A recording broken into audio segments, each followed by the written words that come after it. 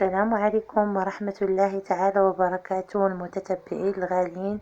نتمنىكم تكونوا كاملين بخير وعلى خير وفي أحسن الأحوال إن شاء الله. كيف كتشوفوا اليوم موديلات زوينين البنات بالألوان اللي نتوما كتحبوا، موديلات اللي دارجين ديال هاد السنة. كي كتعرفوا أنا كنحط لكم الموديلات اللي كيكونوا دارجين في هاد السنة ديال القناضر. هادو البنات، هادو القناضر بالثوب ديال الكريب في الزواقه تاع المعلم، كيجي زوينين البنات في اللبسه.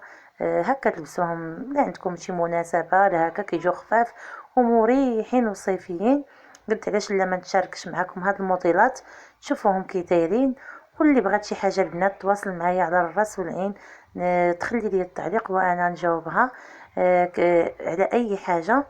وهذا الشيء اللي كاين البنات، كنبغي نتشارك معكم اي حاجه دارجه في الموديلات ديال 2024. نتمنى ان شاء الله الفيديوهات البنات اللي كنقدم لكم ينالوا الاعجاب ديالكم. وإلا عجبكم البنات خلوا لي واحد لايك، ما فيها باس وانتي كتفرجي.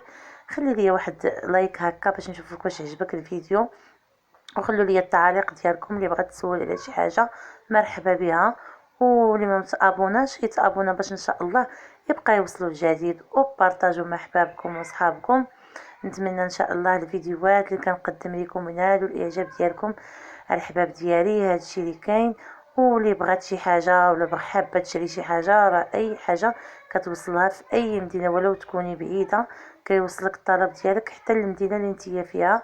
هادشي اللي كاين. نتمنى ان شاء الله الفيديوهات اللي نقدموا لكم من الاعجاب ديالكم. ومع فيديو مقبل ان شاء الله مع موديلات جداد ان شاء الله. استودعكم الله الذي لا تضيع ودائعه. الى اللقاء، خليتكم على خير.